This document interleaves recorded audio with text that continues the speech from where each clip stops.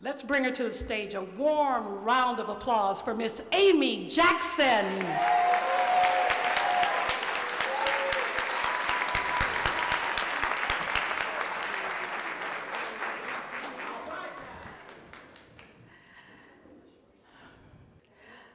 I was born in 1937, the youngest of 14 children. I was also born a musician. I could play anything at the age of 3. Anything I heard on a recording or the radio, I played it. My family was amazed. They were amazed. Everybody, the neighbors, my friends at church, they were amazed. They would come and hear me play. They stressed education in my family. My mom and dad were very proud. And they would line all 14 of us up when we had company. And he would want them to know how important we were. So he made us tell what we were going to be when we became adults. And so the older ones had already started their careers. Charles was a draftsman, Jesse was an electrician, Edith was an accountant, and on and on and on. And by the time it got down to the last 4 or 5, Daddy just went ahead and said what the rest of us would be. But by the time they got to me, the 14th, Daddy would say, now Amy, she's going to be a musician. I was so relieved that Daddy would say that, because I was already a musician. So I figured it would be easy. But I harbored a secret. A secret that I knew that my mom and dad would not want me to tell in front of company. I wanted to be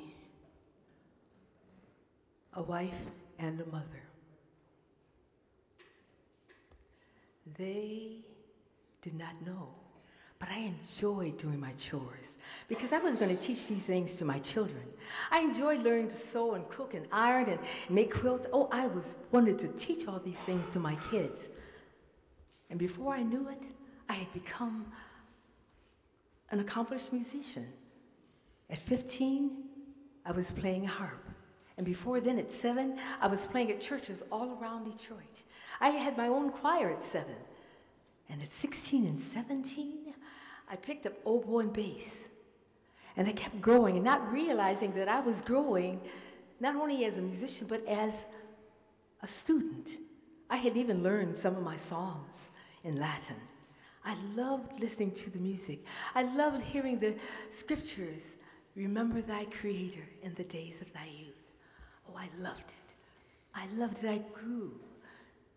And that's what fueled me to want to be a wife and a mother. So I grew. And before you know it, I became the first chair harpist at Michigan State University. I met this guy.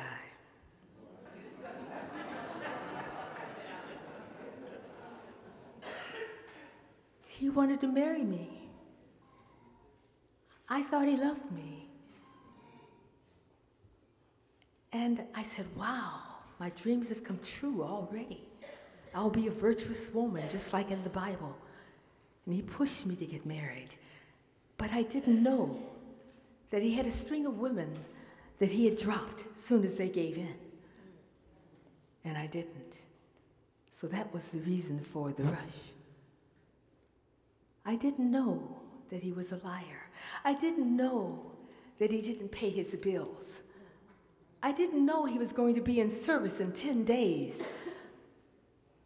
All I knew, that he was so fine. And he said I was pretty. He could quote Shakespeare. And his escapades continued during our marriage. And I thought maybe a child would help. And so after 2 years of marriage, I had this beautiful little boy, Stephen. But that didn't stop him.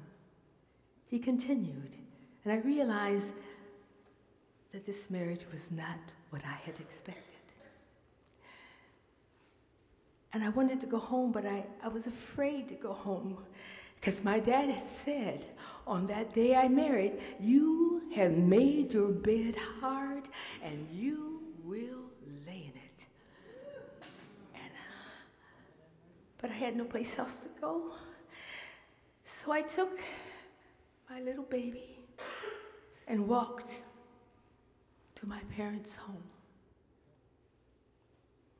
And when Daddy opened the door, his tears of joy were so wonderful. I didn't expect these tears of joy. He loved me, he hugged me. Mom and Dad were so happy to see me. And for a moment, it was all joy and peaches and cream.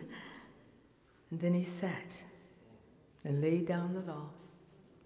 "I will take care of Stephen, and you, young lady, you will go to college and finish.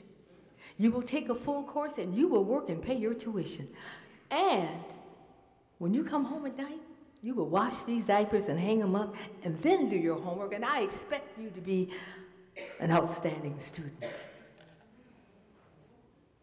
I did. I was so happy to be home. I worked as a pianist for vocal music teachers, and I became friends with some of the singers. And we would have fun sitting around and talking and laughing. And then one day, I met this wonderful singer that I just grew to love. She was a nightclub singer, and they were all going to see her perform at the London Chop House. So they invited me to come along. I said, "Well, I've never been to a club before." "Well, Amy, so you're 22. Come on, go to the club." So I said, I called my dad. "Dad, is it okay?" He said, "Oh, yes." I was surprised. Dad was really happy that I was going to go to a club. I didn't know why, but I said, "Okay, great." My dad said I can go. So we went, and we heard Jeannie's first set. And it was fabulous. She was good. And then when she finished, she looked over at me and did. I said to my friends, "I know she's not beckoning to me." So she finally said, "Ladies and gentlemen, I have a friend by the name of Amy, and I would like to hear I want you to hear her play."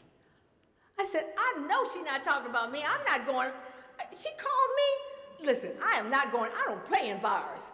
My friend said, "Hey, listen, you suck it up. Listen, girl, don't embarrass in front of all these people at the London Chop House. Girl, you better get up there on the piano, and you don't know."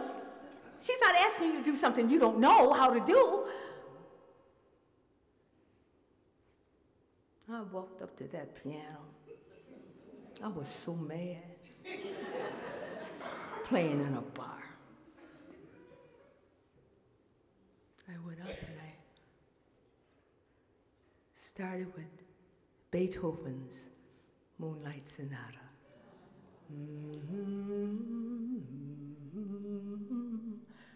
The place got quiet. You could hear a pin drop.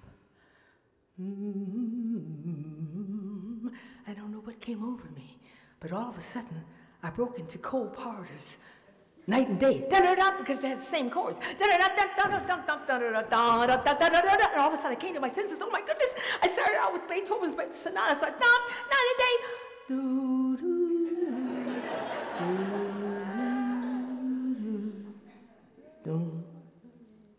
And you could hear a pin drop. And then it broke into applause. The musicians who had started playing with me started applauding. People were hollering and screaming. They had never heard Beethoven's Moonlight Sonata with Night and Day. I had neither. I don't know where it came from. I just started playing it. I was playing. My fingers were going, and I couldn't stop them. And the applause, and the owner came up and said, "Amy, you've got to play here. You've got to play here." I said, "I don't play in bars." He said, "Well, you just did." I said, "Well, I have to call my dad." I went home, and I told my dad what happened, and I told my dad the man wanted me to play, and I told Daddy how much money I was offered. Daddy said, "What? They're going to pay you what?" And I said it again, and Daddy said, Amy, that's more money than I make at Ford's in a month.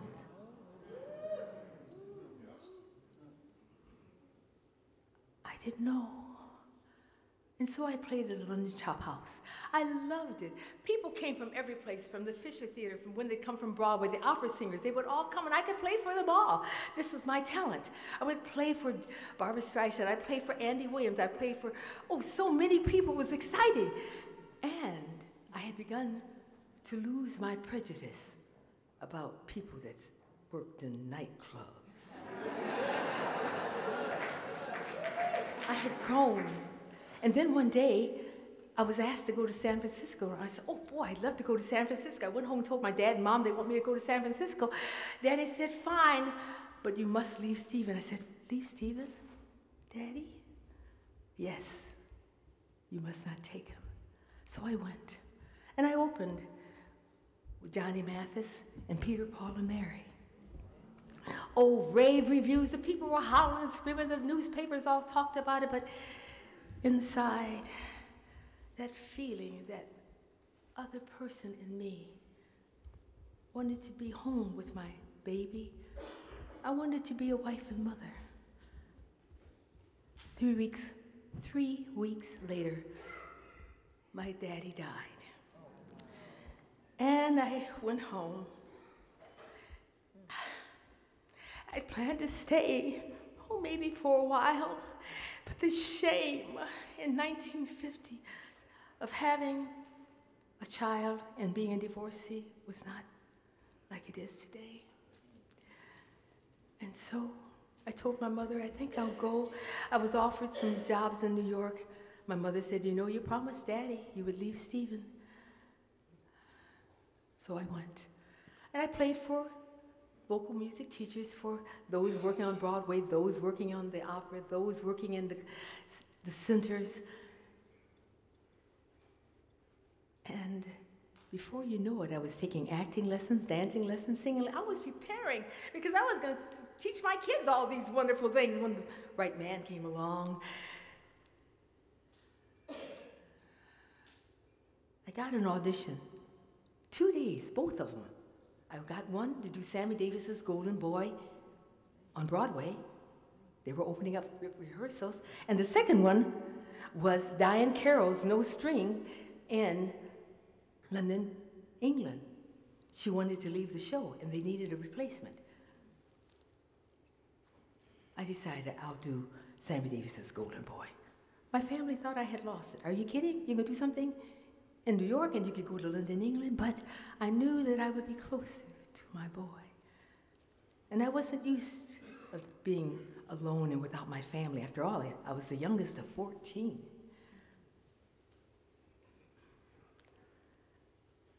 I loved working with Sammy. Sammy was delightful. And because I could play piano, I played for all his private parties. So I played for Judy Garland, I played for Frank Sinatra, I played for everybody, you name it. Whoever was out there, I played for all of them, and I had a great time. And Sammy was so proud of me. He was proud that I had finished college. He told everybody that I had finished college, and every place he went, he would put me on the show with me. He put me on the Tonight Show. He put me on shows during the daytime, like the Gary Moore Show, which is similar to The View. He put me on all kinds of shows and got me a Decca record contract. And it was just too much. He was doing this and that, and then he was putting on this and all of that. Every time you turned around, I was doing something. And all the flowers and all the bravos, it was too much. I wanted to quiet down. And so I told Sammy, I gotta go. It's too much for me. It's too much. I went to be a background singer for the Ed Sullivan Productions. Being a background singer, you have to be highly skilled. It's a special skill that you must be able to read the music immediately without mistakes, right away. And you hear the music just as the performer is going on, so you gotta know your stuff. And that's what I decided to do, but it was quiet. I didn't have to play at night at parties. And in the quiet time, I met that wonderful guy that I'd been dreaming about. He was wonderful. And we married and he became the father of Stephen and the two other boys.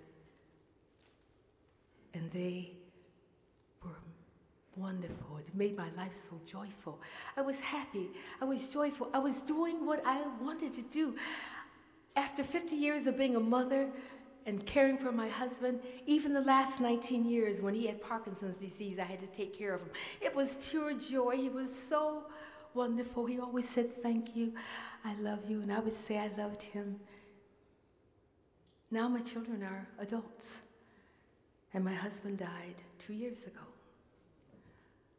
What do you do when everything you've ever dreamed is over? It's finished. All the dreams are over. What do you do at 75? You train. That's what you do. My work ethic had not changed. I was determined to build my life. I was determined. And so, since my husband's death, I become a distinguished Toastmaster. I am learning to swim. I am lifting weights. I walk every day. I am doing it. I am an activist for my life. I am growing. I am being better, along with being a musician. And what do you do with the dream deferred? As Langston Hughes, I didn't have a deferred dream. I did everything I wanted to do. I did everything and more. I saw things. I was the first black person on television here in Detroit. I loved every minute of it. I had a ball. But now, I'm doing something else. I am telling stories. I am up on this stage tonight. And I'm talking to a delightful audience. I am proud and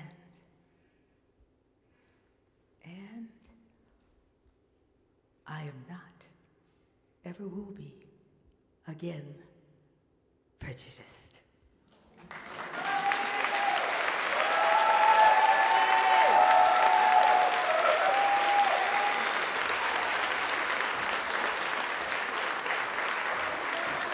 Amy Jackson.